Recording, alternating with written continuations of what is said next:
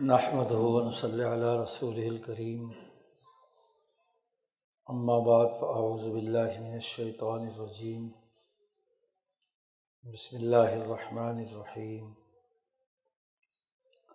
قال اللہ تبارک و تعالی: یا ایہا الذین آمنوا اتقوا اللہ وقولوا قولا سدیدا یصلح لکم اعمالکم ویغفر لکم ذنوبکم ومن یطع اللہ ورسولہ فقد فاز فوزا عظیما۔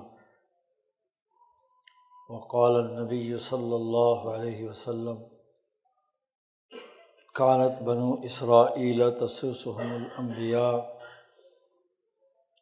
کلما ہلک نبی خلفہ نبی وإنہ لا نبی بعدی سیکون خلفاء فیکثرون۔ وقال النبی صلی اللہ علیہ وسلم: لا تزال طائفة من امتی قائمین علی الحق لا یضرهم من خالفهم۔ صدق اللہ مولانا العظیم وصدق رسولہ النبی الکریم۔ معزز دوستو،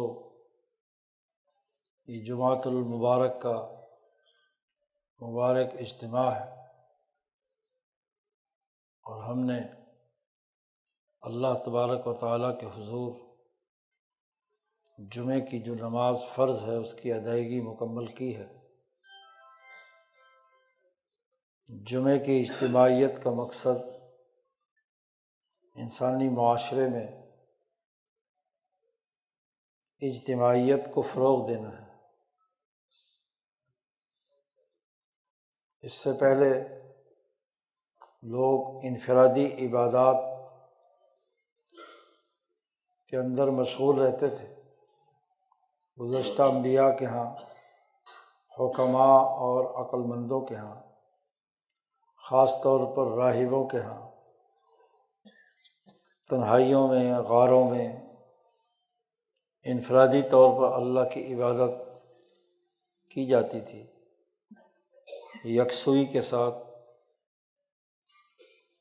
اپنے دل اور دماغ کو اللہ کی طرف متوجہ کر کے ذات باری تعالیٰ کے ساتھ تعلق قائم کیا جاتا تھا۔ اس کی عبادت میں انسان مشغول رہتا تھا۔ لیکن نبی اکرم صلی اللہ علیہ وسلم کے زمانے میں جب آپ صلی اللہ علیہ وسلم نے صحابہ کرام کی ایک ایسی جماعت تیار کر لی جو مکہ مکرمہ سے الگ مدینہ منورہ میں اپنی اجتماعیت قائم کرنے کے قابل تھی، تو آپ صلی اللہ علیہ وسلم نے اس عرصے میں کہ آپ ابھی مکہ مکرمہ میں تھے، مدینہ کے مسلمان جو 70-80 کے قریب تو وہ تھے جو حضور صلی اللہ علیہ وسلم پر ایمان لا چکے تھے، اور کچھ صحابہ وہ جو ان کی تعلیم و تربیت کے لیے رسول اللہ صلی اللہ علیہ وسلم نے بھیجے تھے۔ بمشکل 100 کے قریب آدمی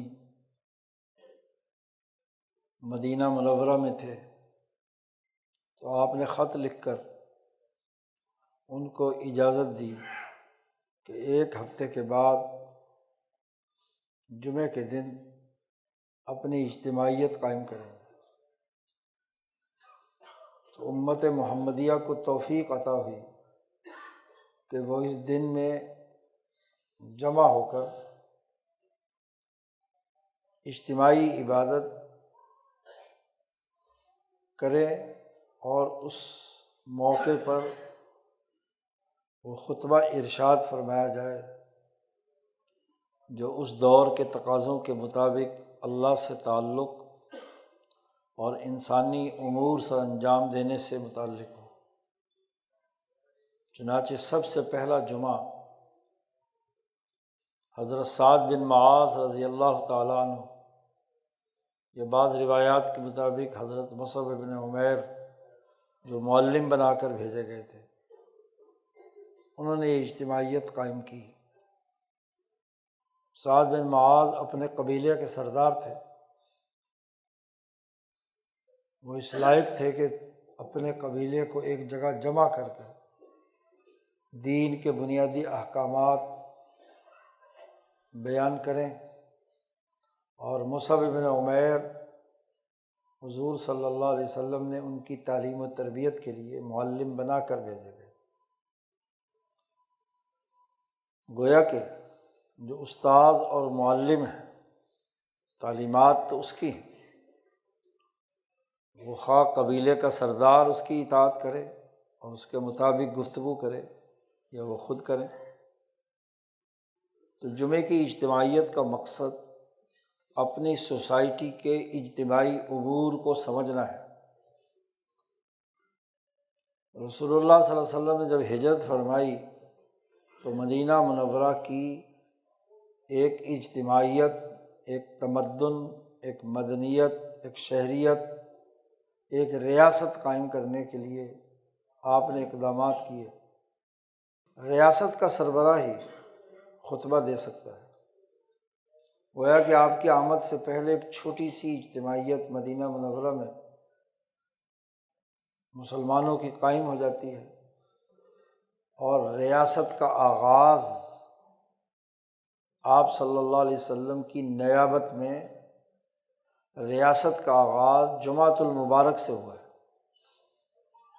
پہلا جمعہ مدینہ منورہ میں ہوا، آپ صلی اللہ علیہ وسلم ابھی صرف مکہ مکرمہ میں تھے، ہجرت نہیں فرمائی تھی۔ ہجرت کے بعد تشریف لے گئے تو آپ نے مسجد قباء میں یہ اجتماعیت قائم کی، دن کی 5 نمازوں کی اجتماعیت، اور پھر جمعے کی اجتماعیت، اور پھر جب مسجد نبوی تعمیر کی تو مسجد نبوی میں جمعات کا اہتمام کیا۔ جمعے کا بنیادی ہدف یہ ہے کہ اس دن میں اجتماعیت کے بنیادی تقاضوں کو سمجھا جائے۔ کیوں افرادی قوت ایک جگہ پر جمعے کے دن جمع ہو؟ اس کی ضرورت انسانی سماج کی تشکیل کے لیے ہے۔ عبادت کا تقاضا تو تنہائی میں بھی پورا ہو سکتا ہے، بلکہ عبادت چونکہ اللہ کی ہے، راز و نیاز کی بات ہے، ایک اللہ سے محبت کرنے والے کی اپنے محبوب سے مناجات ہے، راز و نیاز کی بات ہے، اور کسی محب کی اپنے محبوب کے ساتھ جو گفتگو ہوتی ہے وہ تنہائی میں ہوتی ہے، وہ لوگوں کے سامنے محبت نہیں بگارتا، راز کی بات ہوتی ہے۔ تو یہ محبت زیادہ اچھی طریقے سے پروان چڑھتی ہے تنہائی میں، یکسوئی میں، اپنے گھر کے اس خفیہ کمرے میں کہ جہاں کوئی اور نہیں دیکھ رہا اور آدمی اللہ کا ذکر کرتا ہے۔ اور حدیث میں بھی بیان فرمایا کہ رجل ذکر اللہ خالیا ففاضت عیناہ،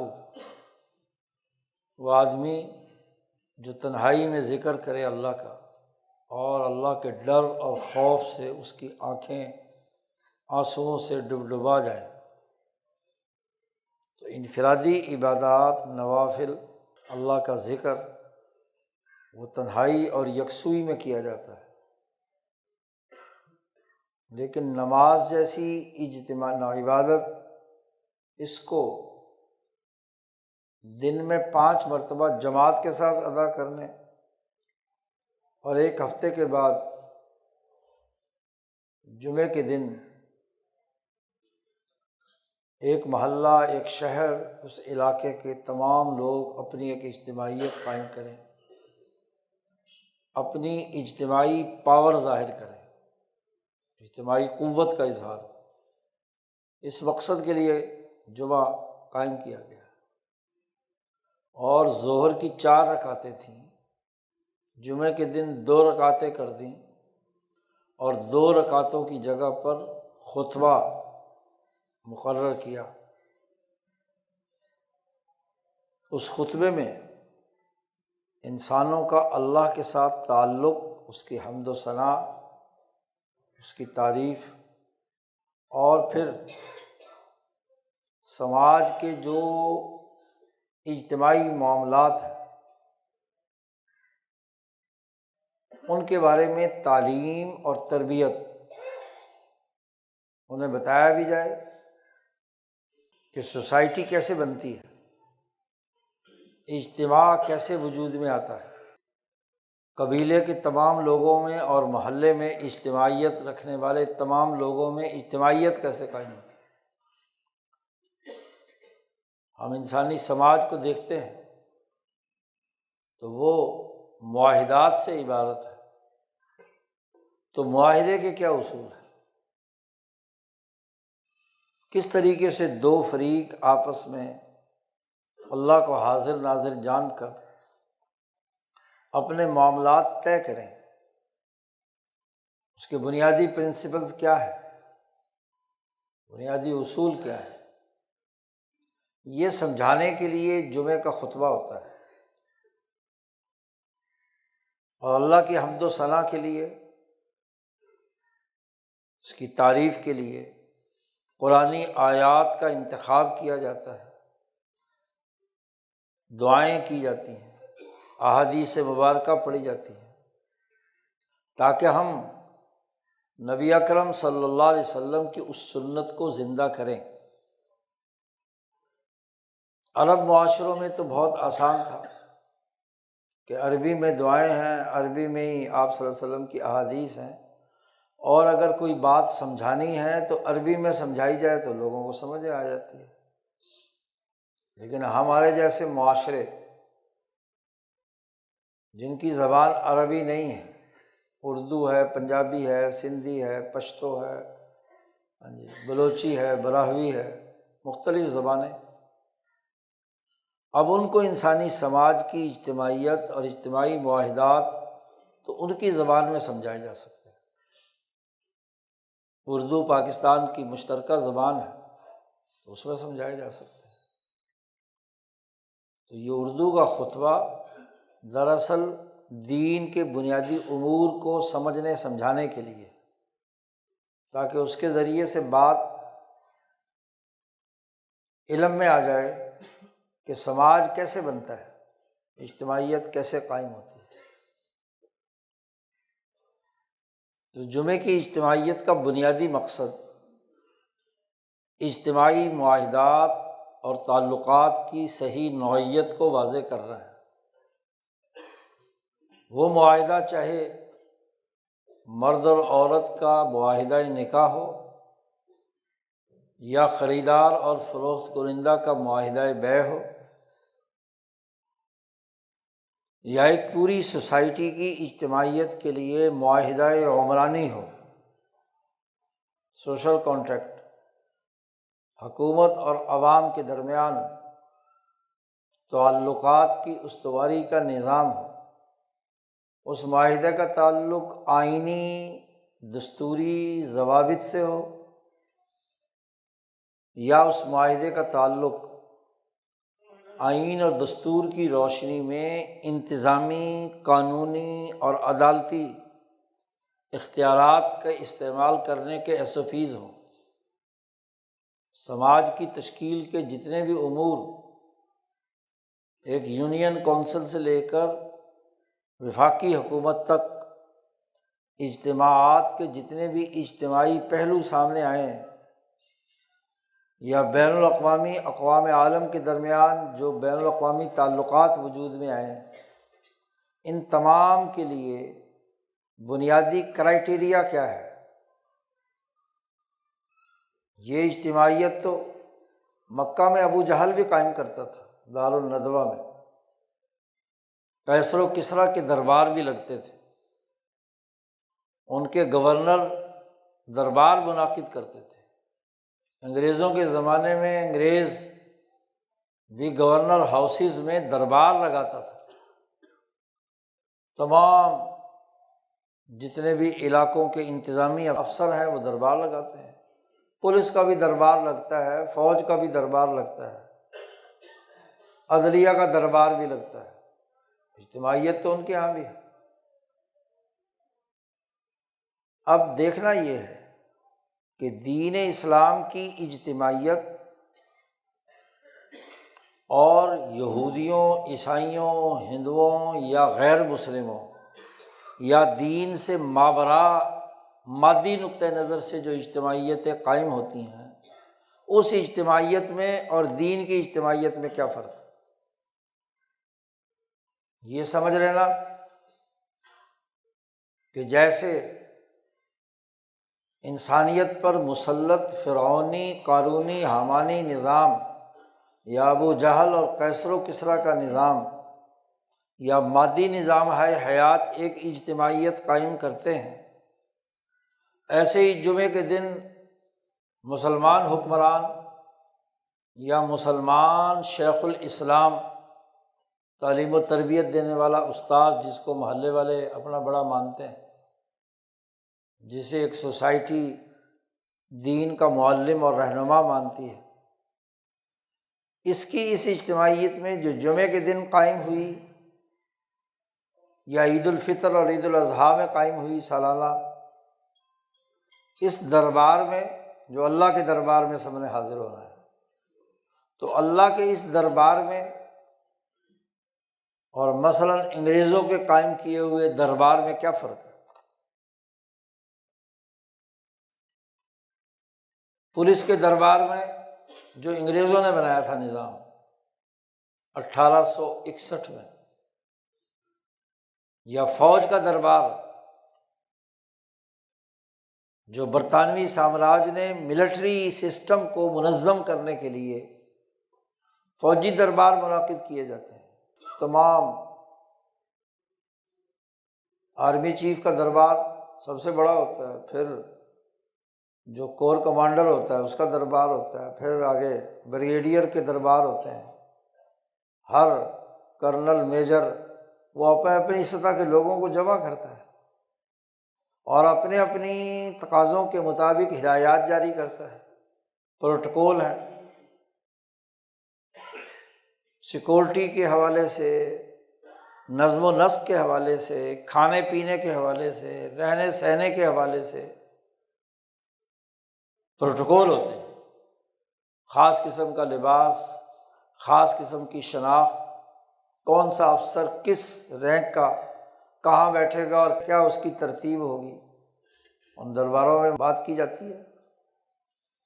گورنر کا دربار ہوتا ہے تو کیسے، پارلیمنٹ کی اجتماعیت ہوتی ہے تو اس کا کیا طریقہ کار، وزیر اعظم کی کیبنٹ کی میٹنگ ہوتی ہے اس کے کیا پروٹوکولز ہیں، بلیو بک ہر جگہ کے دربار کی خصوصیات اور اس کی تفصیلات طے کرتے ہیں، کوئی اس کی خلاف ورزی نہیں کرتا۔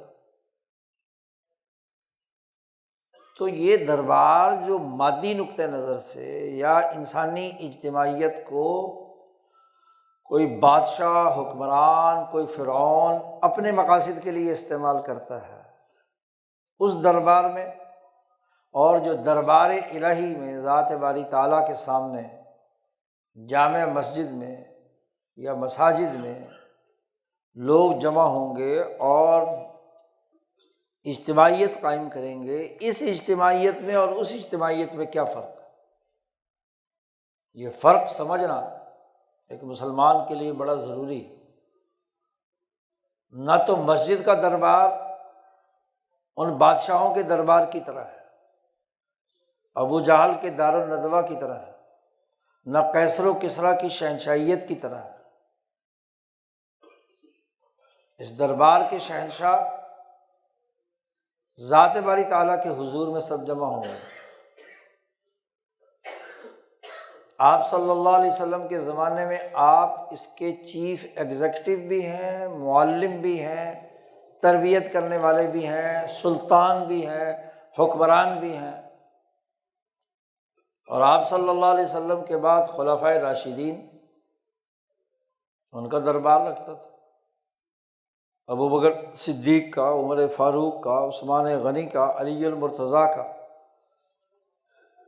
اس کے بعد جب تک خلافت دنیا میں قائم رہی تو دراصل وہ اجتماعیت ہی تھی، سماجی معاہدات ہی تھے، خلفائے بنو امیہ ہوں یا بنو عباس ہوں یا بنو عثمان ہوں، ان خلافتوں میں بھی جو دین کی اجتماعیت کے بنیادی اساسی امور ہیں وہ پیش نظر ہوتے تھے۔ اس لیے جب اللہ کے دربار میں ایک بادشاہ یا خلیفہ بھی حاضر ہوتا تھا تو اگر تو وہ حکمران ہے تو نماز خود پڑھائے گا، اور اس کے پیچھے تمام لوگ جو ہیں کالا گورا مشرقی مغربی صف بندی میں کوئی کسی قسم کا امتیاز نہیں ہوگا، ایک ہی صف میں کھڑے ہو گئے محمود و ایاز، نہ کوئی بندہ رہا نہ کوئی بندہ نواز۔ وہیں محمود غزنوی جس نے ہندوستان میں سب سے پہلی دین اسلام کی حکومت قائم کی باقاعدہ، وہ اور وہیں اس کا غلام ایاز بھی ساتھ ہی کھڑا ہے۔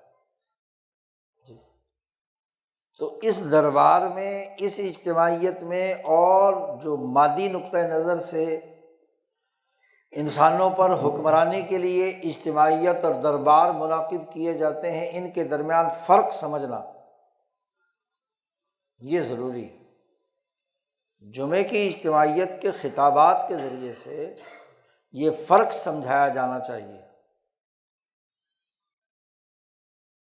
سماج کے اس سلگتے ہوئے مسئلے پر غور و فکر کرنے کی ضرورت ہے کہ مسلمان کو سب سے پہلے تو اس بات پر غور کرے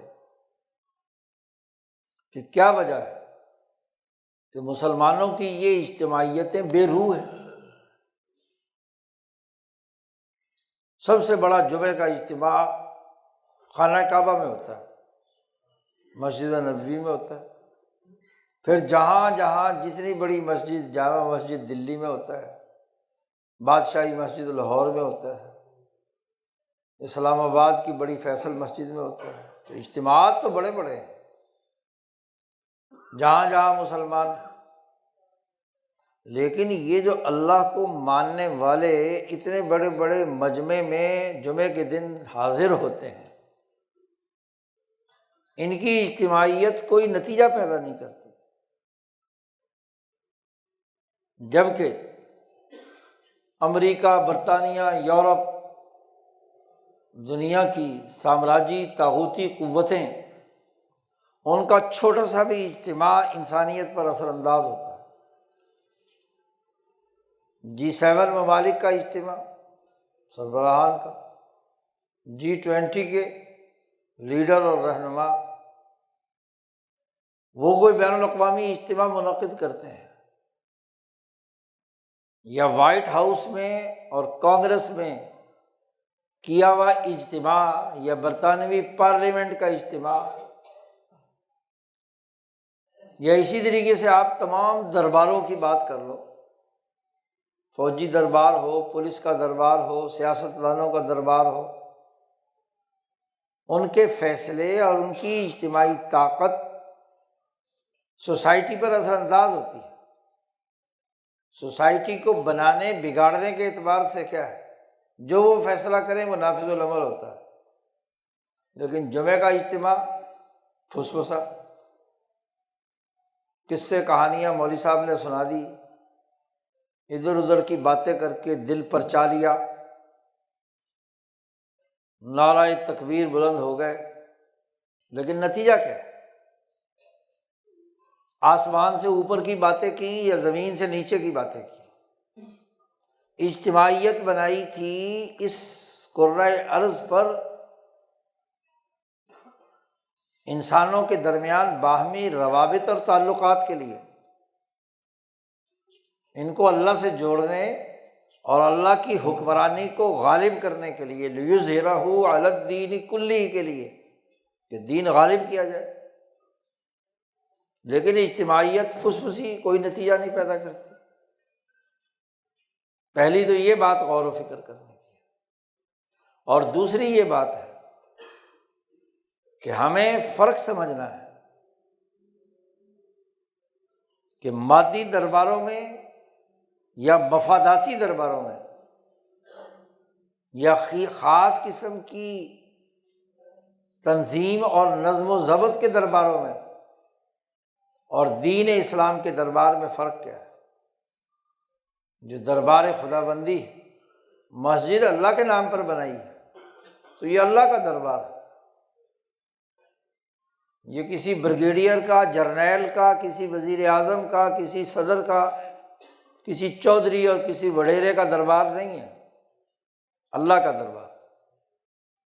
تو اللہ کے دربار میں اللہ نے جو قانون اور ضابطے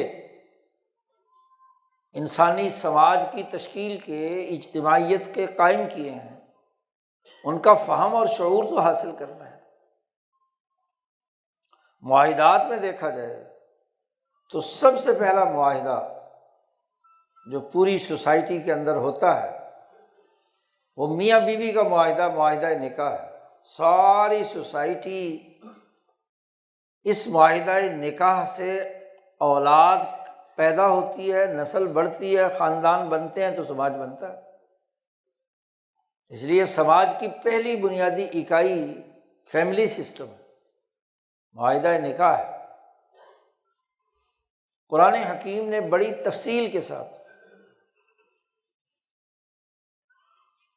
اس بنیادی معاہدے کے حقوق و فرائض بیان کیے ہیں کہ مرد عورت کے دو افراد کا ہی صرف نکاح نہیں ہوتا، یہ دو خاندانوں کا اجتماع ہوتا ہے،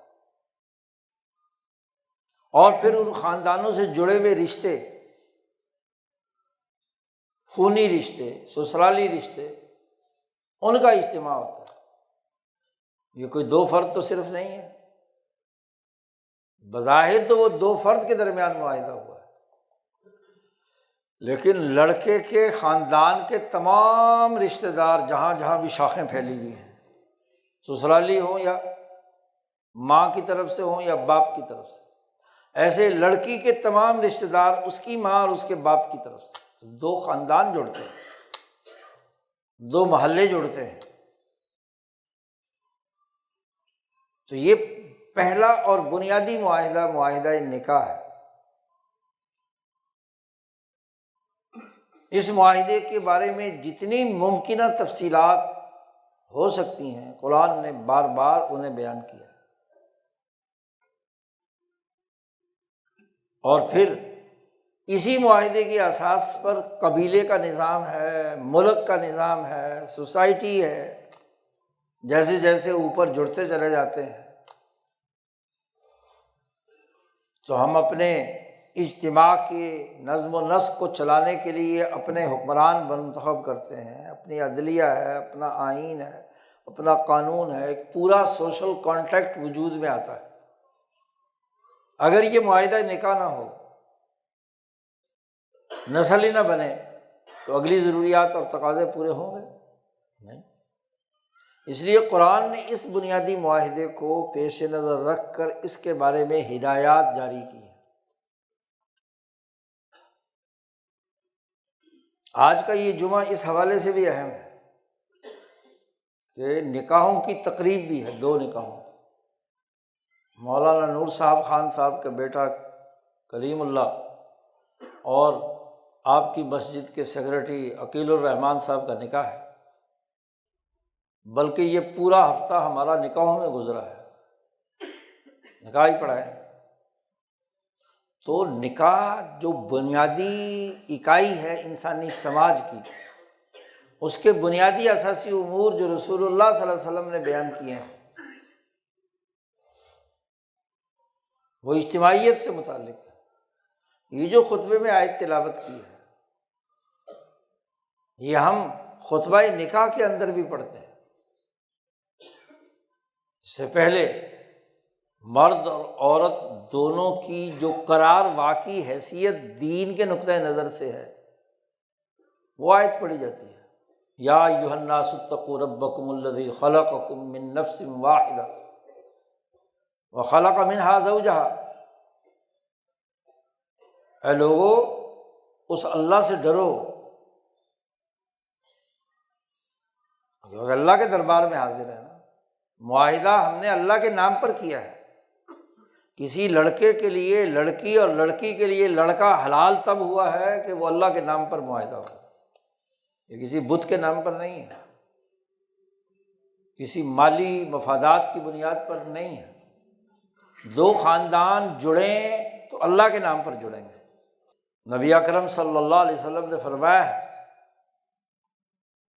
کہ جب تم معاہدہ نکاح کرتے ہو اور ایک دوسرے کے لیے لڑکے لڑکی کا تعلق قائم ہوتا ہے تو اللہ کی وجہ سے ہوا ہے، اللہ کے نام پر حلال کیا ہے نا، ورنہ تو حرام تھا۔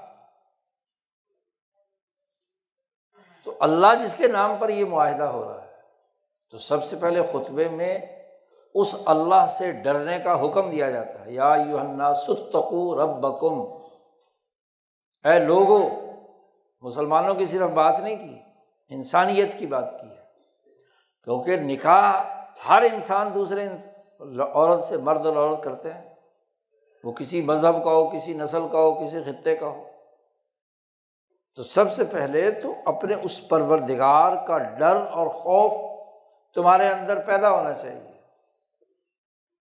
دنیا کے مادی دربار جو ہے وہ خوف پیدا کرتے ہیں اپنے اپنے دربار کے چیف ایگزیکٹو کا۔ فوجی دربار ہوتا ہے تو آرمی چیف کا خوف پیدا کیا جاتا ہے، بریگیڈیئر کا دربار ہوتا ہے تو اس کے پروٹوکول، اس کی طاقت، اس کی قوت، تمام جتنے بھی اس کے ماتحت لوگ ہیں ان کے اوپر اس کا رعب اور دبدبہ قائم کیا جاتا ہے۔ خلاف ورزی ہوگی تو بریگیڈیئر صاحب یہ کر دیں۔ پارلیمنٹ میں اسپیکر کی رولنگ کے خلاف کوئی کام کرو گے تو آپ ہر ایک کو اس اسپیکر کی بات کا خوف ہوگا کہ جو اس نے رولنگ دے دی پارلیمنٹ کے تمام لوگوں کو کیا اس کے ماننا ہوگا۔ عدالت کا خوف پیدا کیا جاتا ہے۔ ہر وکیل جب عدالت کے سامنے گفتگو کرے گا تو عدالت کی توہین نہیں کر سکتا۔ عدالت کے دربار میں سب کچھ جج ہے جی، گورنر کے دربار میں گورنر کا رعب پیدا کیا جاتا ہے۔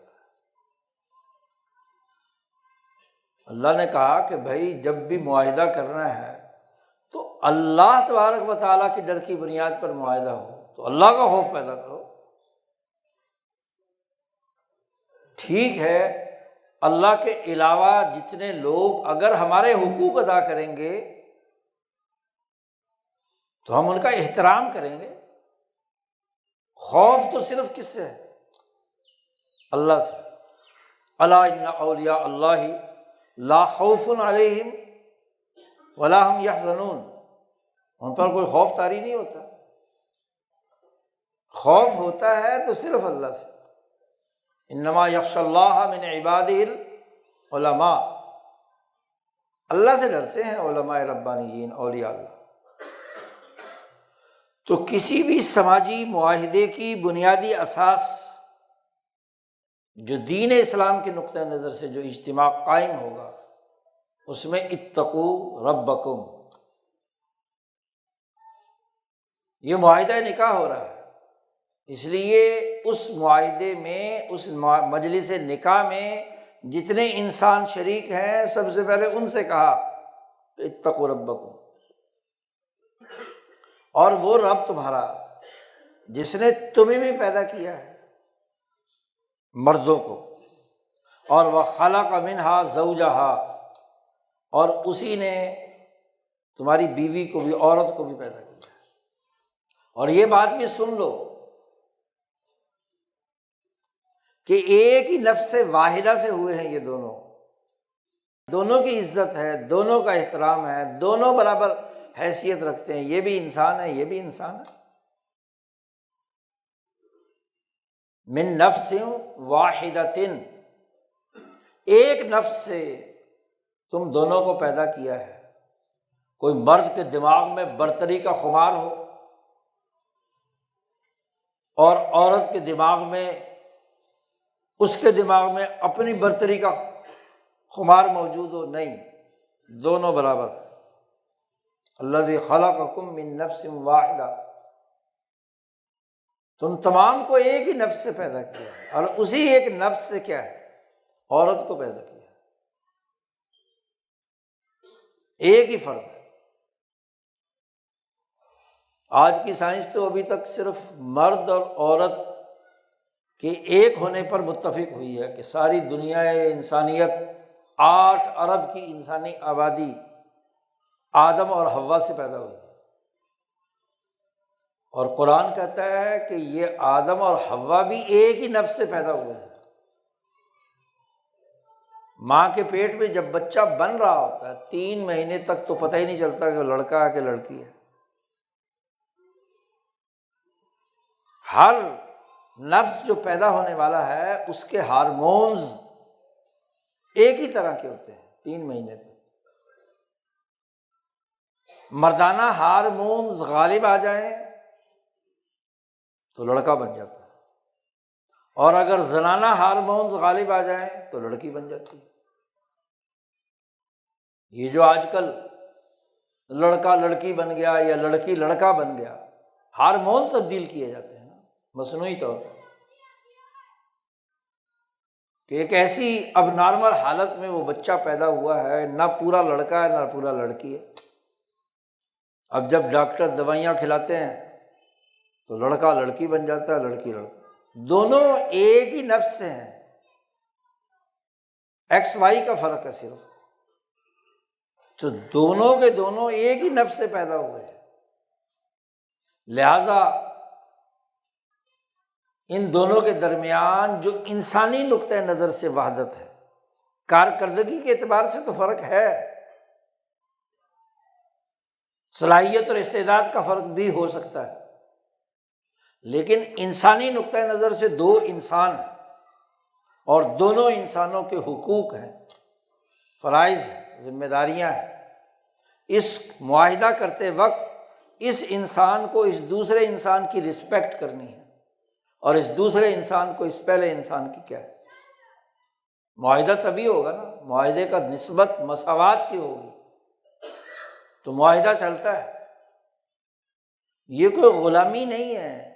نبی اکرم صلی اللہ علیہ وسلم سے پہلے مادی دور میں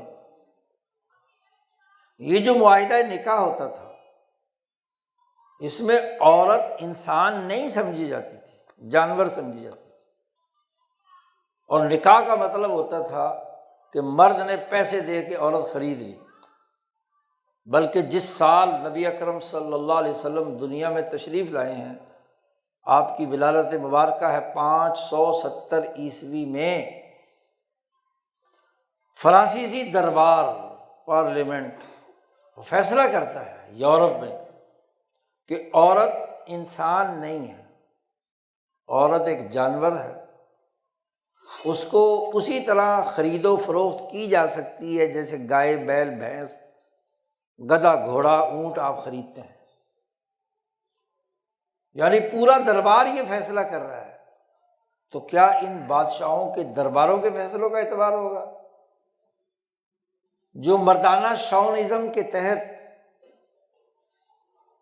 عورت کے بارے میں یہ حقارت امیز بات فیصلہ کر رہے ہیں، یا ابو جہل کے اس دربار کا فیصلہ ہوگا کہ جہاں عورت کی کوئی قدر و قیمت نہیں، اس معاہدے کی کوئی تقاضے نہیں ہیں، جتنی مرتبہ مرضی طلاق دے دو، جتنی مرتبہ اس عورت کو دوبارہ واپس قبضے میں لے لو۔ قرآن نے بہت تفصیل کے ساتھ گفتگو کی ہے۔ عرب لوگ عورت سے نکاح کرتے، وہ پسند نہیں آتی تو اس کو نہ تو چھوڑتے تھے کہ کہیں اور نکاح کر لے، کیونکہ وہ سمجھتے تھے کہ ہمارا جانور، اور نہ ہی اس کے ساتھ کوئی رہن سہن، کوئی اور عورت پسند آ گئی اس کے پیچھے لگ گیا۔ قرآن نے کہا ہے کہ بھائی یہ کل معلقہ، لٹکی ہوئی عورت مت بناؤ، نہ ادھر کی نہ ادھر کی۔ تو عورت کے حقوق، یہ ایک بڑا انقلابی اقدام محمد مصطفیٰ صلی اللہ علیہ وسلم نے کیا کہ عورت بھی برابر کی انسان ہے، ایک ہی نفس سے پیدا ہوئی ہے، اس کو جانور نہیں تم سمجھ سکتے، انسان ہے اور برابر کی انسان ہے۔ اور پھر عورت کے خاندان والے سب کے سب بھی اسی طرح عزت اور افتخار کے حامل ہیں جیسے مرد کے گھر والے، ان کو کوئی بالادستی اس پر حاصل نہیں۔ یہی وجہ ہے کہ عورتوں کے ساتھ جانوروں کا سا سلوک کرتے تھے، تو عرب کے سرداروں کے گھر میں کوئی بیٹی پیدا ہو جاتی نا تو قرآن کہتا ہے کہ ان کا چہرہ کالا سیاہ پڑ جاتا تھا۔ اذا بشر احدهم بالانثى ظل وجهه مسودا وهو کظیم، اس کو اطلاع ملتی کہ تمہارے گھر میں لڑکی پیدا ہوئی ہے تو چہرہ سیاہ کالا ہو جاتا اور دل غم سے پھٹ جاتا کہ اچھا لڑکی پیدا ہوئی، گویا کہ وہ سمجھتے تھے کہ ایک جانور پیدا ہوگا۔ اب ایسے ماحول میں رسول اللہ صلی اللہ علیہ وسلم یہ فیصلہ فرماتے ہیں کہ لڑکی کی بھی لڑکے کی طرح عزت ہے، وراثت میں بھی وہ برابر کی شریک ہے جو حصہ اللہ نے مقرر کر دیا۔ اسی طریقے سے طلاق اور نکاح کے بھی بنیادی قوانین اور ضابطے بیان کیے۔ یہ معاہدہ اگر توڑا جائے گا تو کن شرائط کے تحت ہوگا، کیا کیا جرمانے دونوں میں سے ہر ایک فریق کو ادا کرنے پڑیں گے، تفصیلات قرآن نے بیان کی ہیں۔ تو پہلی آیت جو خطبے میں پڑھی جاتی ہے اس کا مقصد ہی یہ ہے کہ جس کے ذریعے سے ان دو فریقوں کی برابر اور مساوی حیثیت اللہ کے ڈر سے لڑکے کے خاندان والے اور لڑکی کے خاندان والوں کے دماغ میں بیٹھ جائے، اس لیے یہ آیت پڑھی جاتی ہے۔ یہ کوئی رسم نہیں ہے، کوئی جنتر منتر نہیں ہے، یہ تو ہندوؤں کے ہاں بھی جب کوئی تقریب ہوتی ہے مرد لڑکے لڑکی کی تو منتر شنتر پڑھتے ہیں، عیسائیوں کے ہاں بھی بائبل پڑھتے ہیں۔ یہ کوئی رسمی کہانی نہیں ہے، یہ دراصل دونوں فریق کو اپنی ذمہ داری سمجھانا ہے کہ اتقوا ربکم، اس رب سے ڈرو جس نے تمہیں ایک نفس واحدہ سے پیدا کیا اور تمہاری بیوی کو بھی اسی سے پیدا کیا، یا بیوی کے خامند کو بھی، زوج دونوں پر اطلاق کیا جاتا ہے، ایک ہی نفس۔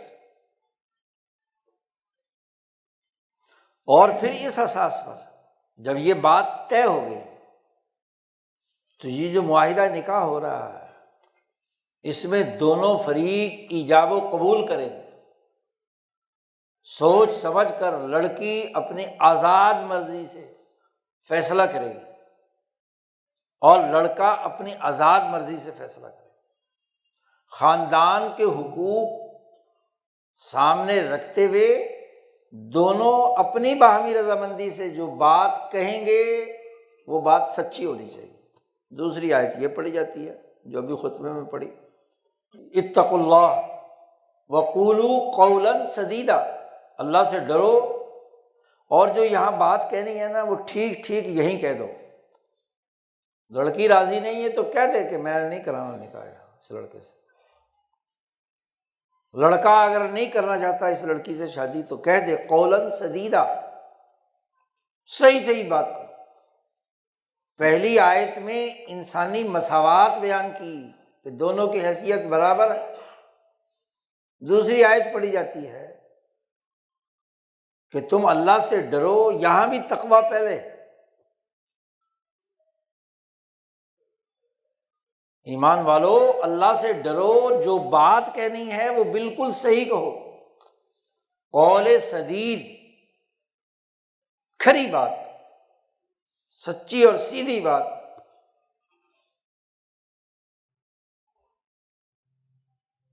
ایسی میانہ روی کی بات، قاصداً غیر جائر، ظالمانہ بات نہیں ہونی چاہیے، ظلم کی اساس پر نہیں، دونوں بالکل صحیح بات کہیں، سوچ سمجھ کر ہوش و حواس سے ایجاب و قبول کریں، اور دونوں اپنے اپنے خاندان کی عزت اور رسپیکٹ کو سامنے رکھیں۔ جس خاندان نے اس لڑکے کو پال کر اتنا بڑا کیا ہے، جس خاندان نے اس بچی کو پال کر اتنا بڑا کیا ہے، پرورش کی ہے، تو اس خاندان کو ذلیل اور رسوا کر کے کسی لڑکے سے عشق لڑانا، یا لڑکے کا خاندان کو چھوڑ کر کہیں اور عشق لڑانا، یہ نہیں ہے۔ میانہ روی کی بات تو یہ ہے کہ جو معاہدہ نکاح ہو رہا ہے اس میں دونوں خاندان بھی شریک ہوں۔ جس ماں باپ نے اس بچے کو یا بچی کو پال کر اتنا بڑا کیا ہے، کیا ان کا کوئی حق نہیں ہے ماں باپ کا؟ اس خاندان کی کوئی عزت نہیں ہے؟ لڑکا خاندان کو بٹا لگا کے کہیں اور عشق لڑاتا پھرے، یا لڑکی جو ہے وہ ادھر ادھر منہ مارتی پھرے، یہ نہیں ہے۔ دین نے اس کا پورا نظام بنایا ہے کہ کفو ہونا ضروری ہے، ماں باپ کی عزت اور احترام کا ہونا ضروری ہے۔ یہ دو خاندانوں کا معاہدہ ہے، یہ ایسے تو نہیں ہے کہ صرف دو انسانوں کا معاہدہ ہے۔ ان انسانوں کے پیچھے برادری ہے، خاندان ہے، خونی رشتے ہیں، سسرالی رشتے ہیں۔ جب دو خاندان جڑ رہے ہیں تو اس معاہدے کے اثرات جہاں جہاں بھی پڑ رہے ہیں ان کی عزت و احترام کا لحاظ رکھنا بھی ضروری ہے۔ قولوا قولا سدیدا، درست بات کو، صحیح بات کو۔ اور جب بات تمہاری صحیح اور درست ہوگی، تم قول کے پکے ہو، تو اس کا نتیجہ یہ ہوگا کہ یصلح لکم اعمالکم، تمہارے اعمال بھی درست ہو جائیں گے۔ بات جھوٹی ہے، بات غلط ہے، بنیاد ہی غلط پڑی ہے، لڑکے نے فراڈ کیا ہے یا لڑکی نے کیا ہے، یا دونوں خاندانوں میں سے کسی نے کیا ہے، تو بات کی بنیاد ہی غلط ہے، تو جتنے اعمال ہوں گے وہ بھی کیا ہے، خراب ہو جائے۔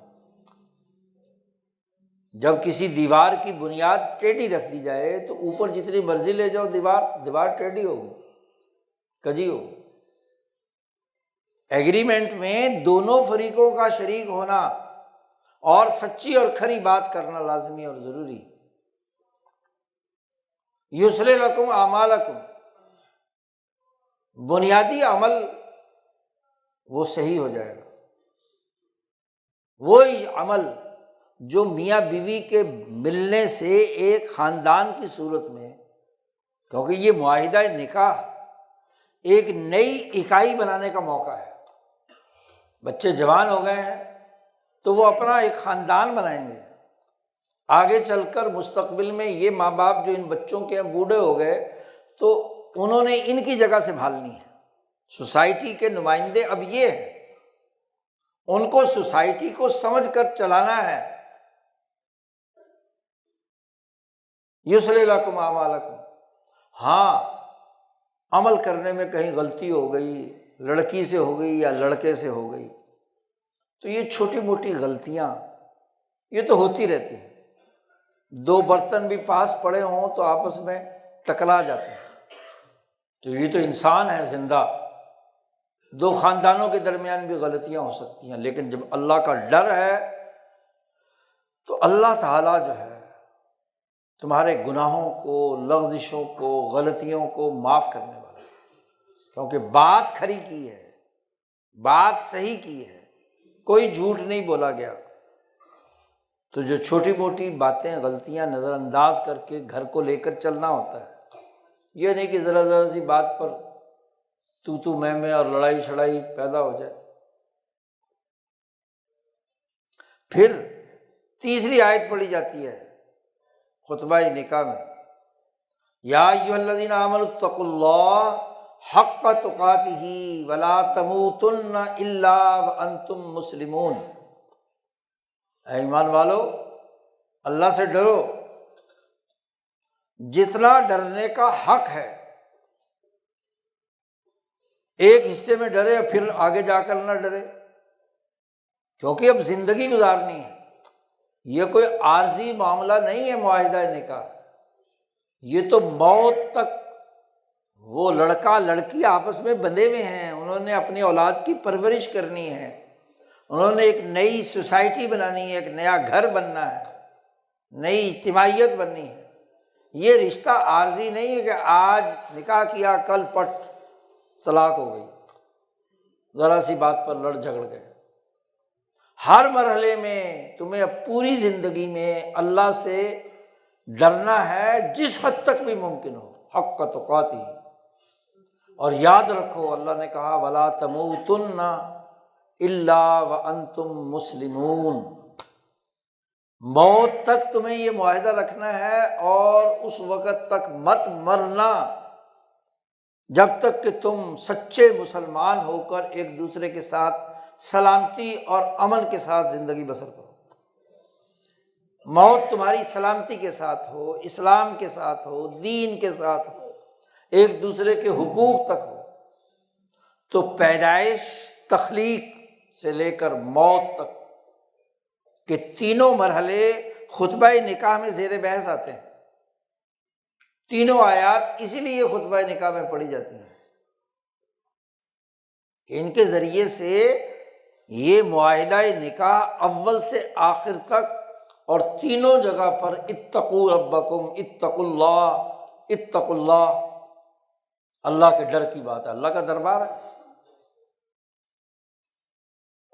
یہ وہ معاہدے کی اساس ہے جس سے معاشرہ بنتا ہے، اور یہ بات گھر کے پورے نظام میں، رہن سہن میں، مرد اور عورت اور ان کی پیدا ہونے والی اولاد میں اور ان کے ماں باپ میں، پوری زندگی میں۔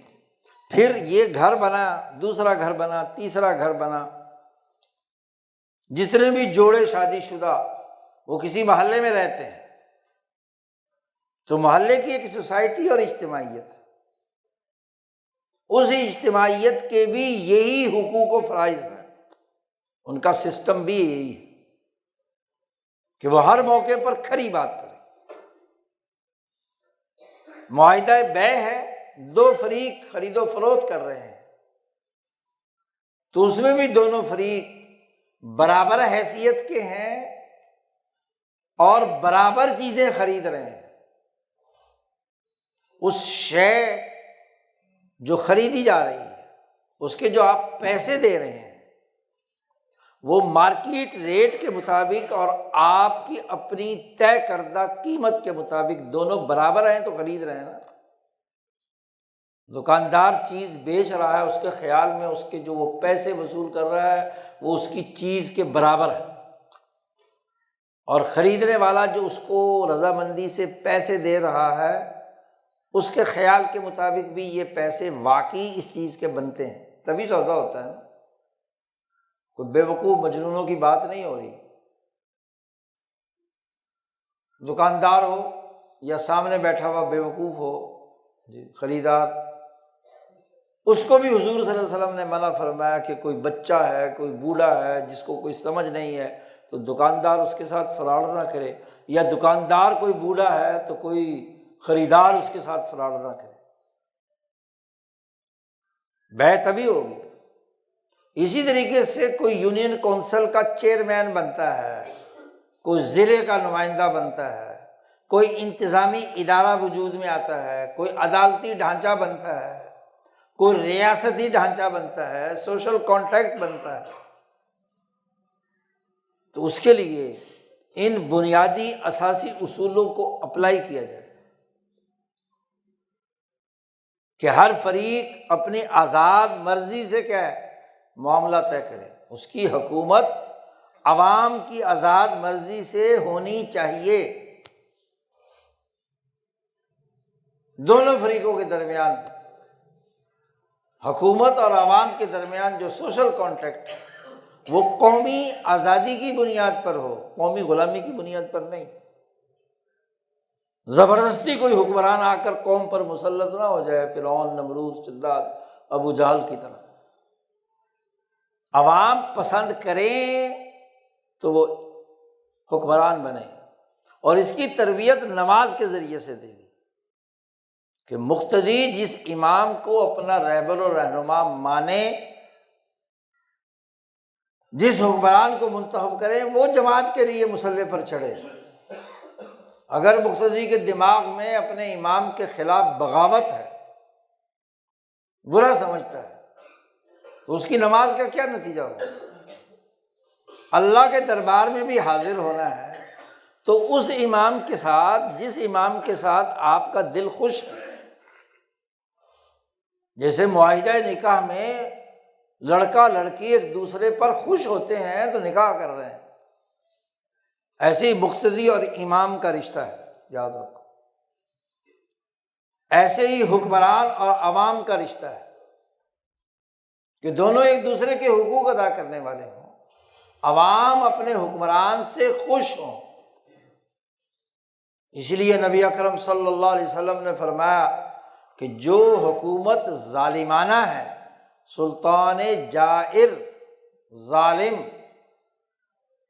اس کے لیے جہنم کی وعید سنائی ہے، اور جو سلطان عادل ہے، عدل و انصاف کے ساتھ نظم و نسق چلا رہا ہے، تو جنت میں حشر کے میدان میں عرش الہی کے نیچے اس سلطان عادل کی کیا ہے؟ کرسی ہوگی۔ عدل و انصاف سے کام لیا، اور جتنے بھی سسٹم بنے، عدلیہ کا ہو، انتظامیہ کا ہو، مقننہ کا ہو، سیکورٹی فورسز کا ہو، ان تمام سسٹم میں جو ذیلی دربار بنائے جائیں وہ سرمایہ پرستی یا مادی تقاضوں کے مطابق نہیں ہونے چاہیے۔ انسانوں کی ضرورت، تقاضے اور ان امور کی سر انجام دہی کے حوالے سے ضروری چیزیں وہ ہونی چاہیے۔ نفسانی خواہشات کا اسیر کوئی آرمی چیف ہے، کوئی وزیر اعظم ہے، کوئی چیف جسٹس ہے، کوئی گورنر ہے، کوئی انتظامی افسر، اے سی ڈی سی کمشنر ہے، اگر وہ ذاتی مفادات کا اسیر ہے، مالی مفادات اس کے پیش نظر ہے، انسانوں کو وہ ذاتی مقاصد کے لیے استعمال کرنا چاہتا ہے، تو یہ دربار غلط ہے۔ یہ فرعونی دربار، یہ حمانی دربار، یہ ابو جہل کا دربار ہے، یہ قیصر و کسریٰ کا دربار ہے۔ اور اگر وہ اس پوری فوج کا کسٹوڈین بن کر اس عوام کا، جس پر وہ گورنر ہے، اس کی جان، مال، عزت، آبرو کے تحفظ کے نقطہ نظر سے کام کر رہا ہے، وہ جس درجے کا امام بنایا گیا ہے، جس درجے کی رہنمائی اس کے سپرد ہوئی ہے، گورنر ہے، اے سی ڈی سی ہے، کمشنر ہے، تو جو اس کے دائرہ حکومت میں ہیں وہ ان تمام لوگوں کی آزادی کو یقینی بنائے، عدل و انصاف سے کام لے، امن و امان کو یقینی بنائے، جان، مال، عزت، آبرو کا تحفظ اس کے پیش نظر ہو، معاشی خوشحالی اس کو یقینی بنائے، تو تب تو اس کا دربار الہی کے ساتھ تعلق رکھنے والا ہے۔ اور اگر وہ ذاتی مفادات، گروہی مفادات، سامراجی مفادات کے تحت اپنے انتظامی عہدے کو استعمال کرتا ہے تو اس آیت کی خلاف ورزی کرتا ہے۔ کہا گیا تھا اے ایمان والو، اللہ سے ڈرو، وقولوا قولا سدیدا، صحیح بات کہو۔ اور صحیح بات کیا ہے؟ مفسرین نے لکھا ہے کہ عدل و اعتدال والی بات، آزادی کے اعتبار سے بھی، انصاف کے اعتبار سے بھی، امن و امان کے اعتبار سے بھی، معاشی خوشحالی کے اعتبار سے بھی، انتظامی ڈھانچے اور اس کے ایسوفیز کے حوالے سے بھی، وہ عدل و انصاف پر مبنی ہو، امن و امان پر مبنی ہو، آزادی اور حریت پر مبنی ہو، انسانوں کی رسپیکٹ پر مبنی ہو، انسانوں کی توہین پر مبنی نہ ہو۔ یہ اجتماعیت قائم کی تھی۔ رسول اللہ صلی اللہ علیہ وسلم نے مدینہ منورہ کی ریاست اس اجتماعیت کے اصول پر تشکیل دی، اور اس ریاست میں جو مسجد نبوی میں جمعہ ہوتا تھا، ہر ہفتے بعد اجتماعیت ہوتی تھی، تو وہ اجتماعیت ان حقوق کی پاسداری کرتی تھی۔ اسی طرح حضور صلی اللہ علیہ وسلم کے بعد صدیق اکبر کی حکمرانی کہ 2 سال، جیسے ہی ظلم و ستم پیدا کرنے والے وار لارڈز حضور صلی اللہ علیہ وسلم کے دنیا سے وصال فرما جانے کے بعد ابھرے، اور انہوں نے اپنی اپنی چودراہٹ قائم کرنے کی کوشش کی۔ قبیلوں کے سرداروں نے کہا کہ ہم تو خود چودھری ہیں، ہم فلانا کام مدینے کی ریاست کو نہیں دیں گے، ہم زکوٰۃ نہیں دیں گے، ہم یہ نہیں کریں گے، ہم وہ نہیں کریں گے۔ ابوبکر صدیق رضی اللہ تعالیٰ عنہ نے یہ جو مادی مفادات کے تحت چھوٹے چھوٹے وار لارڈز پیدا ہو گئے، دین اسلام کی اجتماعیت کی بنیاد پر ان کی شناخت تھی، اپنے آپ کو مسلمان کہہ رہے ہیں لیکن اجتماعیت توڑ رہے ہیں، انتشار پھیلا رہے ہیں۔ ابھی دین اسلام کی اجتماعیت پورے طریقے پر سیکھی نہیں، اور اپنے اپنی جگہ پر اپنی حکمرانی کا دعویٰ کر رہے ہیں، تو ابوبکر صدیق نے ان تمام کو لگام ڈالی، ان کے خلاف اقدامات اجتماعیت برقرار رکھنے کے لیے، کہ یہ نہیں ہے کہ رسول اللہ صلی اللہ علیہ وسلم چلے گئے تو تم جاہلیت کے زمانوں کے دربار منعقد کر لو، جاہلیت کے زمانے کی اپنی اپنی اجتماعیت قائم کر لو، اس کی اجازت نہیں ہے۔ وہ اجتماعیت مطلوب ہے جو انبیاء علیہ السلام نے، جو نبی اکرم صلی اللہ علیہ وسلم نے انسانیت کے لیے متعارف کرائی۔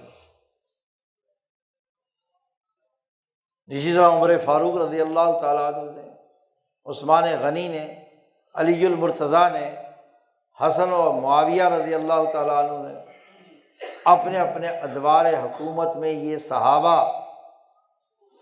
انہوں نے اس اجتماعیت، اس کے SOPs بنائے، سسٹم بنائے، اس کا نام خلافت۔ گورنر کس دائرے کے اندر رہیں گے؟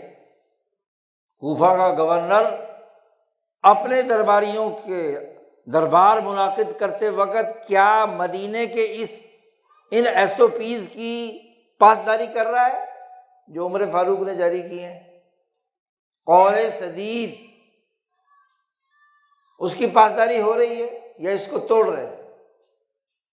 مصر کا گورنر وہ اس اجتماعیت کی اساس پر جمعے کا خطبہ اور باقی کام کر رہا ہے کہ نہیں کر رہا ہے؟ حج کے موسم میں عمر فاروق سب گورنروں کو جمع کر رہے ہیں،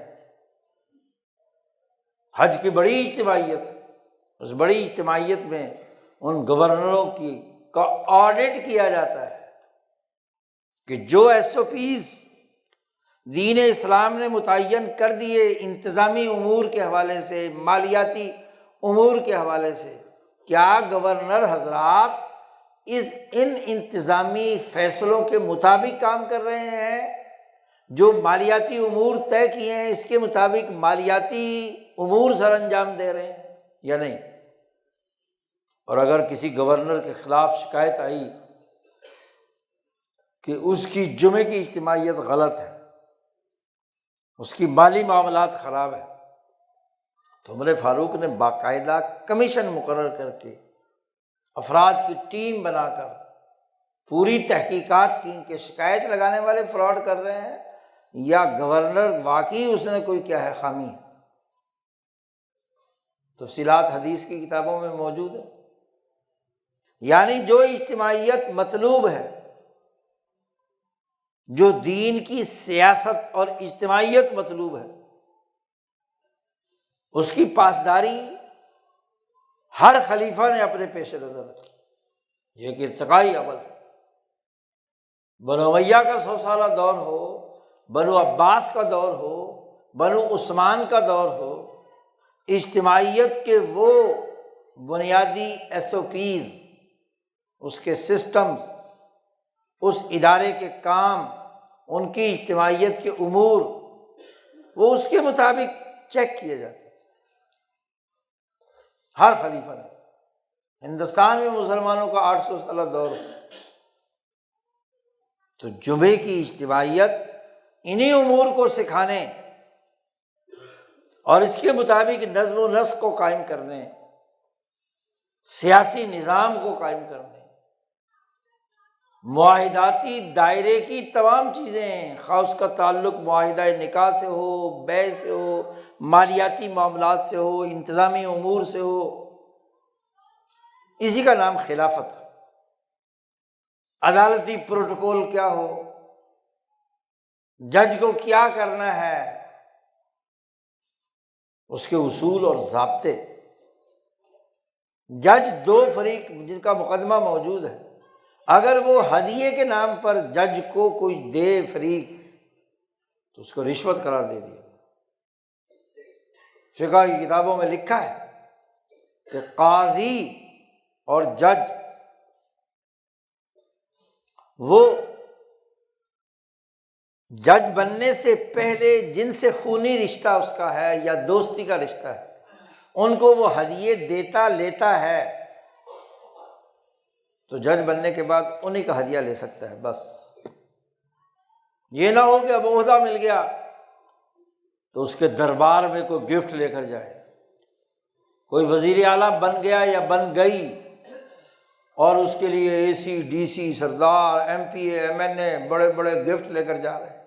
رشوت، یہ اجتماعیت غلط ہے، یہ دربار صحیح نہیں ہے۔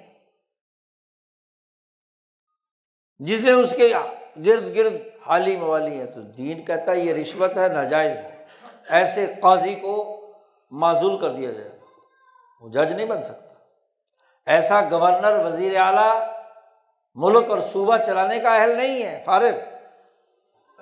یہ وہ ایس او پیز تھے، یہ دربار الہی کے، یہ اللہ کا دربار ہے۔ دین اسلام اللہ کا نظام ہے، اس نظام کے ایس او پیز کل انسانیت کی فلاح و بہبود کے لیے، یہ گورنروں اور حکمرانوں کے مفادات کے لیے نہیں۔ مصر کے گورنر عمرو بن عاص رضی اللہ تعالیٰ عنہ کے خلاف شکایت آتی ہے عمر فاروق کے دربار میں کہ ایک عام انسان کو ان کے بیٹے نے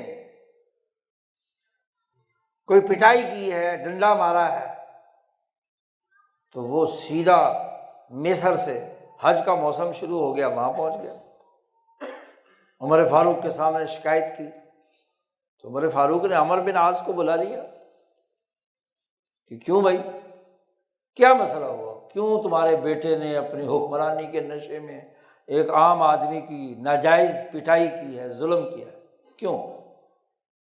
تو عمرو بن عاص رضی اللہ تعالیٰ عنہ نے عرض کیا کہ امیر المومنین، میری عدالت میں یہ مقدمہ نہیں آیا، میں تو حج کے لیے یہاں آ گیا تھا، پیچھے کا اگر کوئی واقعہ ہوا ہے تو میں تو ذمہ دار نہیں ہوں۔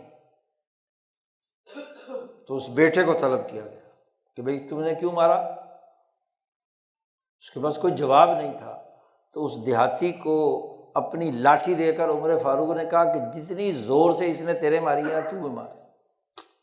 یہ گورنر صاحب کا بیٹا ہے، کیا مطلب؟ اتنی پٹائی کی، اور پھر حضرت عمر فاروق نے یہ جملہ کہا، متی استعبدتم الناس وقد ولدتہم امہاتہم احرارا، تم نے کب سے انسانوں کو غلام سمجھنا شروع کر دیا؟ ان کی ماؤں نے تو اپنی پیٹ سے انہیں آزاد جانا تھا، یہ تو احرار تھے، غلام تھوڑے ہی تمہارے۔ تو دربار غلامی کی بنیاد پر نہیں لگ سکتا۔ کوئی گورنر، کوئی وزیر اعلیٰ، کوئی وزیر اعظم، کوئی اے سی ڈی سی، کوئی کمشنر، کوئی فوجی حکمران، وہ دربار لگائے مادی نقطۂ نظر سے، اس کا دین اسلام سے کوئی تعلق نہیں۔ اب جب یہ بنیادی گفتگو سمجھ آ گئی تو ہمارا جو معاملہ ہے اس بر عظیم پاک و ہند کے لوگوں کا پچھلے 300 سال سے، جب سے برطانوی سامراج نے اس خطے کو غلام بنایا، تو ہماری اجتماعیت توڑ کر مادی مفادات کی بنیاد پر اجتماعیت قائم کی۔ اس نے گورنر ختم نہیں کیے، جج ختم نہیں کیے، فوجی افسران ختم نہیں کیے، انتظامی افسران ختم نہیں کیے۔ سب سے پہلے تو گورے لا کر بٹھائے گئے، فوجی افسران بھی، انتظامی افسران بھی، اے سی ڈی سی بھی، گورنر جنرل بھی، مسلمانوں کی فارغ کر دیا گیا۔ 200 سال کے ظلم میں جو ادارے بنائے گئے وہ ہمیں غلام سمجھ کر بنائے گئے۔ پولیس کا دربار لگتا ہے عوام کے لیے نہیں تھا، انگریزوں نے بنایا، وہ اس بات پر لگتا ہے کہ عوام کو ذلیل کیسے کرنا ہے، ان سے پیسے کیسے بٹورنے ہیں، ان کو تھانے میں ذلیل کیسے کرنا، چترول کیسے کرنا، لا اینڈ آرڈر کے نام پر جبر کے ساتھ سوسائٹی کو یرغمال کیسے بنانا ہے۔ اور اس سے بڑی خرابی اور کیا ہو سکتی ہے کہ پولیس کو بے تحاشا اختیارات دے دیے گئے، لیکن اس کے کام کا نہ انتظامی کام کا کوئی آڈٹ ہے اور نہ مالیاتی لوٹ کھسوٹ کا کوئی آڈٹ ہے۔ ان کاموں کے لیے بجٹ مقرر کرنے کے بجائے ان کو کہا کہ عوام سے چھینا جھپٹی کر لو، طاقت ہے نا تمہارے پاس، ڈنڈا ہے، حکم دو فلانے تاجر کو اتنے پیسے حاضر کر دے، جو بھی تمہارے پاس انصاف کے لیے آئے اس کو وہ خرچہ پانی دو، پیٹرول کے پیسے دو۔ آپ دیکھیے کہ پچھلے 300 سال سے، اور ہندوستان میں یہ پنجاب اور سندھ میں جو پولیس سسٹم بنا وہ 1861 میں بنا تھا، تو 1861 سے لے کر اب تک سوائے مشرف کے زمانے کے 2-4 سال جب اس ایکٹ کو ختم کیا گیا، ان حکمرانوں نے دوبارہ اسے مسلط کر دیا۔ جو کام ایک تھانے کے ذمے لگائے جاتے ہیں اس تھانے کو اتنی نہ نفری دی جاتی ہے، نہ ان کو پیسے دیے جاتے ہیں۔ برطانیہ نے اپنا پولیس ایکٹ بنایا تھا 1857 میں، تو اس کا مالیاتی آڈٹ بھی ہے، اس کے کاموں کا بھی آڈٹ ہے، اور یہاں کوئی آڈٹ نام کی کوئی چیز نہیں، غلامی مسلط کر دی۔ گویا کہ ادارہ بنایا قول سدید کی بنیاد پر نہیں، سچی بات کی بنیاد پر نہیں، جھوٹی بات کی بنیاد۔ ہاں اگر طاقتور جاگیردار وڈیرے کا بیٹا ہے تو اس کے لیے تھانے دار کھڑے ہو کر سلام بھی کرے گا، اس کو رسپیکٹ بھی کرے گا، اور بیچارہ کوئی غریب حاری ہے، کمزور ہے، مظلوم ہے، اس کی چترول کرے گا، چاہے وہ حق پر ہی کیوں نہ ہو۔ تو یہ ظالمانہ پولیس سسٹم، ظالمانہ فوجی نظام، ظالمانہ عدالتی نظام، ظالمانہ سیاسی نظام، MNA MP یہ سب کچھ ہے۔ وہ گویا کہ اپنے حلقے کا بادشاہ ہے، وہ جس کو چاہے اٹھوائے، جس کو چاہے پٹائی کرائے، جس کو چاہے ذلیل اور رسوا کرے، اس کی مرضی کے مطابق کام ہو تو ٹھیک ہے، ورنہ تو وہ AC DC کو بھی کیا ہے ایک جگہ سے تبادلہ کرا دے، SHO کو بھی ادھر سے ادھر پھینک دے۔ یہ کون سا دربار ہے، یہ کون سی اجتماعیت ہے؟ یہ قول سدید ہے۔ اس کے نتیجے میں یصلح لکم اعمالکم، تمہارے اعمال صحیح اور درست ہوں گے؟ نہیں، خراب ہوں گے۔ دربار الہی کا جو اصول نظم و ضبط کے تناظر میں تھا وہ یہاں سے انگریز سامراج نے پچھلے 300 سال سے ختم کر دیا، اور اس کی جگہ پر سرمایہ داری، روپیہ پیسہ، جبر، مادی نقطۂ نظر سے اجتماعی نظام، دربار بنائے گئے، جن کے ذریعے سے دین اسلام کے اجتماعی نظام کو فنا کی گھاٹ اتارنا۔ بس اسلام کا مطلب اتنا ہی ہے، نماز روزہ پڑھ لو، کچھ رسومات کر لو، ذرا مولوی سے نکاح پڑھا لو، پھر طلاق کے مسئلے پوچھ لو، بس۔ اجتماعی نظام سارا کا سارا انسان دشمنی پر مبنی ہے، اور یہ بات طے شدہ ہے کہ کلونیل دور، نو آبادیاتی نقطۂ نظر سے یہاں غلامی مسلط کی گئی، نظام تعلیم ہو، اس کے ایس او پیز ہوں۔ کہا گیا کہ یہ انسان جو ہندوستان میں بستے ہیں، بر عظیم پاک و ہند میں، یہ غلام ہے، لہذا یہ آزاد کے مقابلے میں 33 نمبر پر پاس ہوں گے۔ آزاد کے لیے 65% ہے تو یہ 33 میں پاس ہو، غلام بنایا۔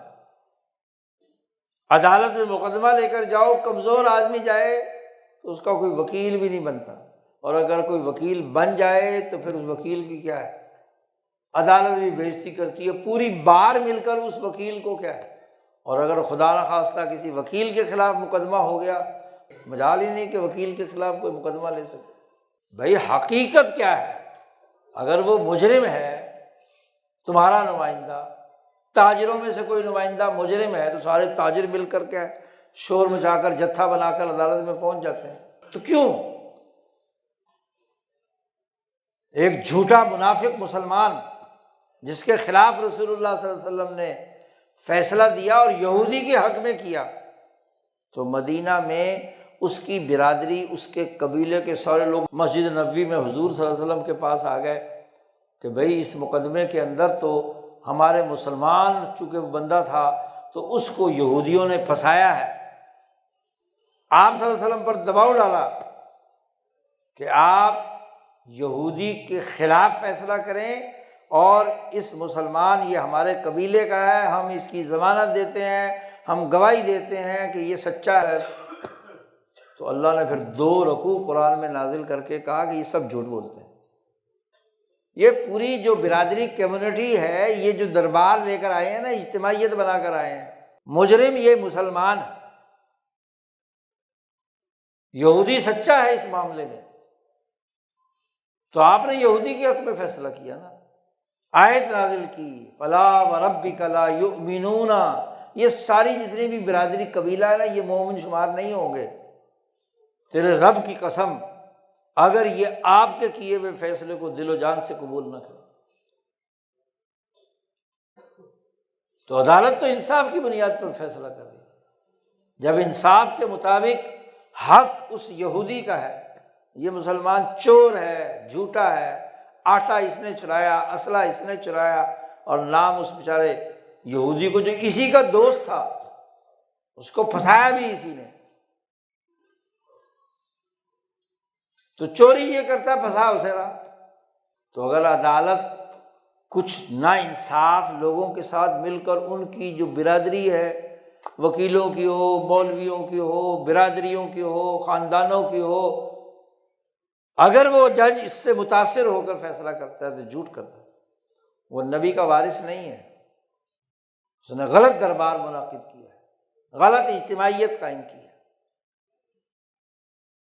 تو بنیادی چیز انسانی سماج کے جتنے معاہدات ہیں اس میں مرد اور عورت سمیت تمام انسانوں کو مساوی حیثیت دینا،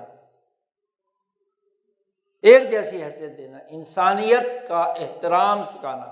تو نکاح سے پہلے جو خطبہ پڑھا جاتا ہے، انسانی نقطۂ نظر سے انسانوں کے جو بنیادی قرار واقعی حیثیت ہے وہ بیان کی جاتی ہے۔ پھر وہ جو کچھ اپنی زبان سے شادی سے لے کر موت تک جو عمل بھی کریں گے، اس میں قولوا قولا سدیدا، بالکل صحیح اور درست بات کریں گے، اور اگر نہیں کریں گے تو پہلی آیت میں کہا اللہ پاک نے کہ اللہ تعالیٰ نگرانی کر رہا ہے، تمہاری مشاہدہ کر رہا ہے، اللہ کو سب پتہ ہے، اس نے تمہاری آڈیو بھی اور ویڈیو بھی بنا رکھی ہے۔ یہ جو 2 کرامن کاتبین کندھے پہ بیٹھے ہیں، یہ لکھ بھی رہے ہیں، اور انہوں نے تمہاری آڈیو بھی اور ویڈیو بھی بنا رکھی ہے کہ بات تم نے صحیح کہی تھی یا غلط، ظلم کیا تھا یا عدل، انسانی حقوق ادا کیے تھے یا توڑے تھے۔ تو اللہ پھر قیامت کے دن تمہیں بتلائے گا کہ تم نے غلط بات کی ہے تو اس کا نتیجہ جہنم، سچی بات کی ہے تو نتیجہ جنت۔ پھر موت تک اس بات کو پیش نظر رکھنا ہے کہ اللہ کا ڈر، خوف، کسی اور کا ڈر نہیں۔ یہ تمام دربار اور دربار چلانے والے اگر اللہ کے ڈر کے تحت اللہ نے بنائے ہوئے جو اجتماعی قانون ہیں، سیاسی، معاشی، سماجی، انتظامی، قانونی، اگر اس کے مطابق کرتے ہیں تو پھر تو ٹھیک ہے، وہ دربار بھی جائز ہے، ظاہر ہے کہ وہ اللہ کے حکم کو پورا کرنے کے لیے۔ اور اگر اس کے مطابق نہیں ہے اور وہ نو آبادیاتی دور کے طاغوتی تقاضوں اور سرمایہ پرستی کی بنیاد پر ہے تو وہ دربار غلط ہے، وہ اجتماعیت غلط ہے۔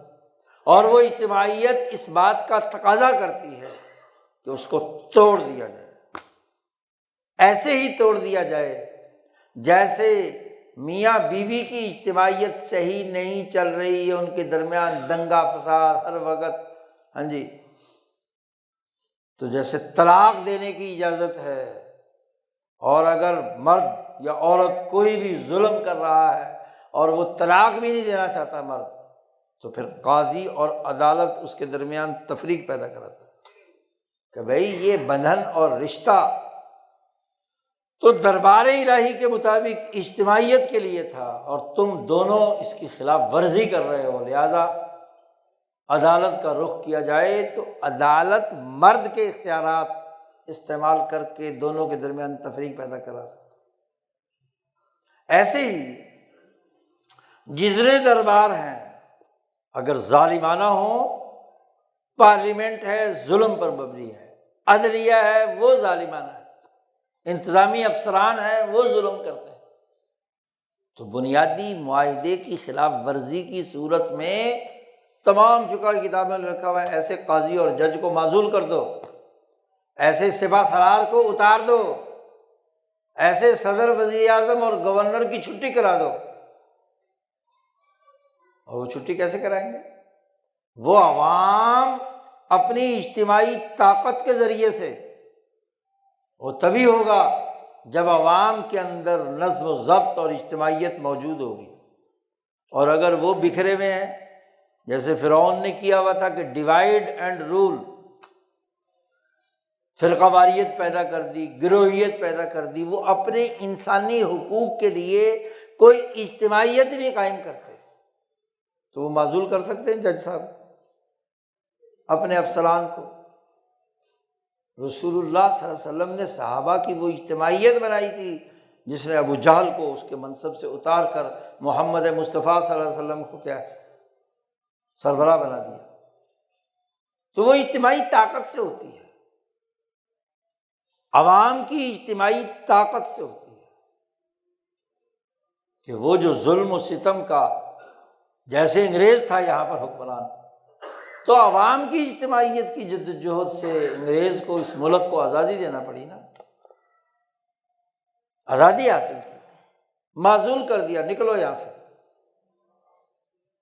عالمی حالات بھی بن گئے، انہیں بھاگنا پڑا یہاں سے۔ تو جیسے گورے انگریزوں کو یہاں سے رخصت کیا، ایسے ہی ان کا بنایا ہوا جو نظام ہے، جو پروٹوکول ہے، اجتماعیت قائم کرنے کے جو دربار بنا رکھے ہیں،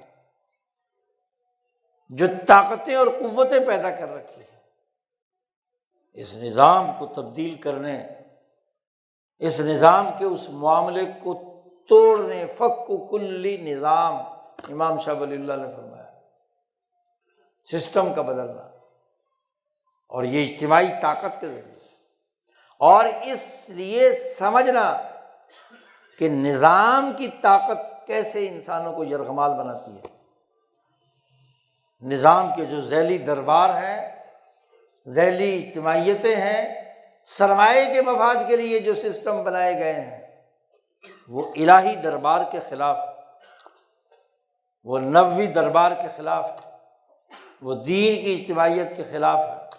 تبدیل کرنا ضروری ہے، جیسے گھر نہ چلے گھر میں فساد مچ رہا ہو، اولاد پریشان ہو، تو بھائی کہتے ہیں جو قرآن نے بھی کہا کہ اگر میاں بیوی میں اتفاق نہیں ہوتا تو آسان طریقے سے عزت کے ساتھ ایک طلاق دے کے رخصت کر دو، بھائی ٹھیک ہے، تو اپنے گھر راضی، میں اپنے گھر راضی، بس بات ختم۔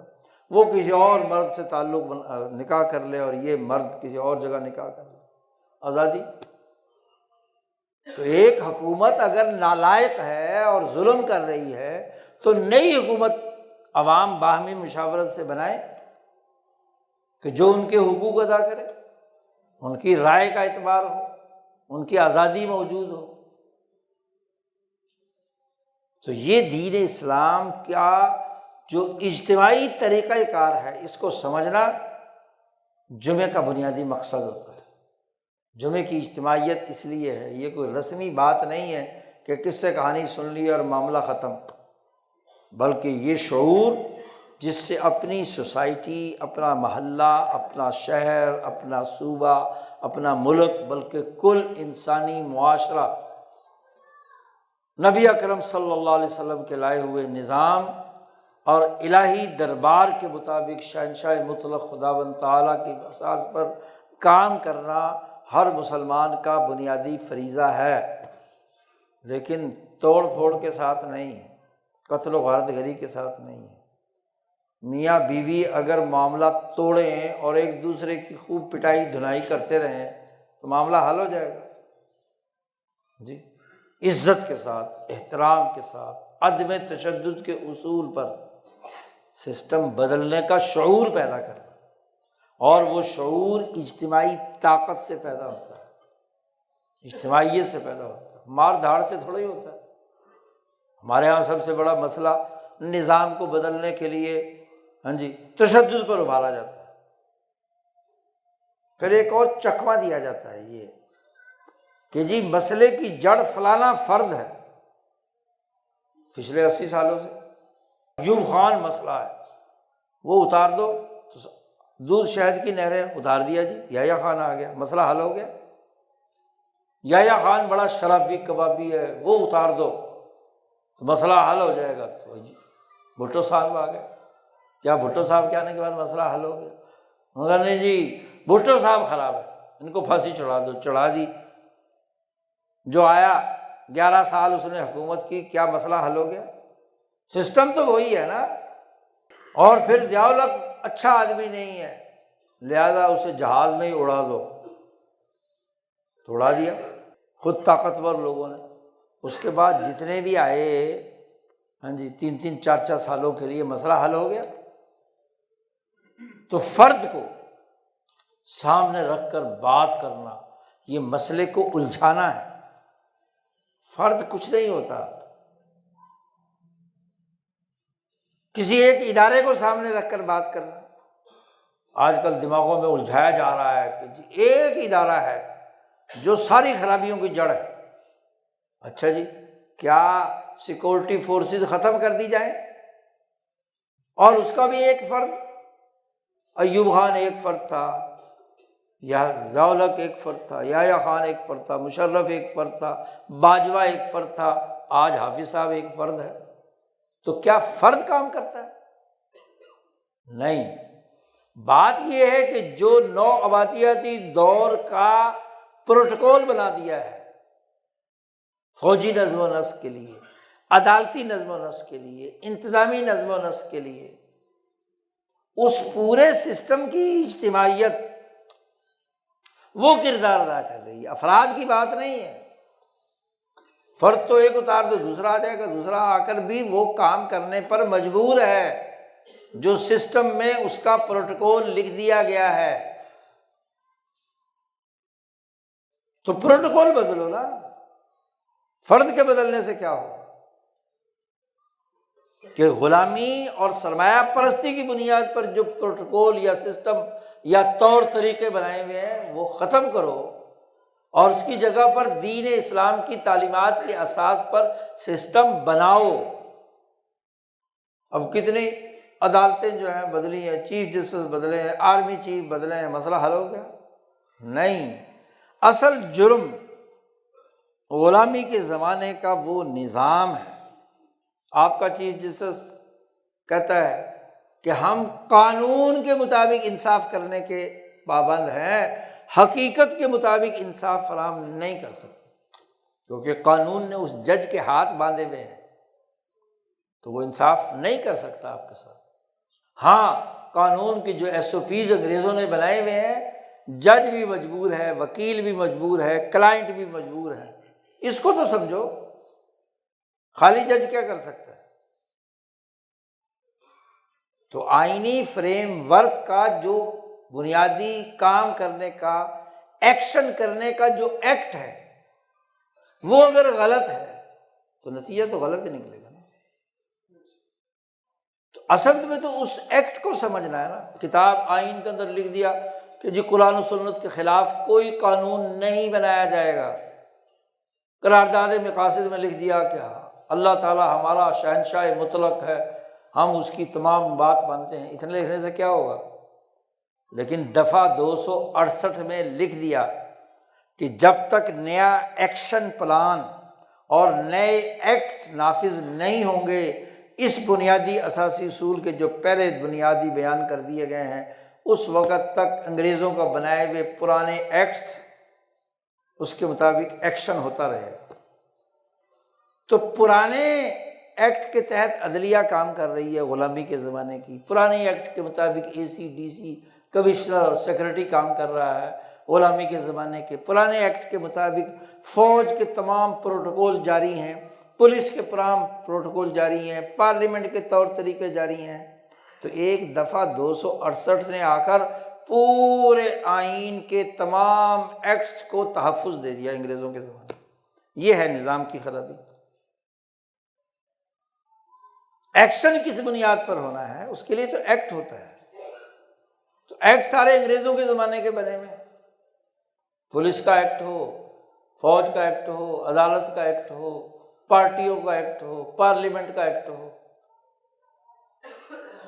تو فرد یا ایک مخصوص کوئی ادارہ اکیلا وہ بات نہیں ہے۔ یہ تو یہاں کبھی عدالت کے خلاف شور مچانا شروع کر دیتے ہیں، کبھی فوج کے خلاف چلانا شروع کرتے ہیں، کبھی مولویوں کے خلاف شور مچانا شروع کرتے ہیں، کبھی پارلیمنٹ کو برا کہنا شروع کر دیتے ہیں۔ ایک کسی ادارے کو یا کسی فرد کو نشانہ بنانا، یہ دراصل معاملے کو الجھانا ہے۔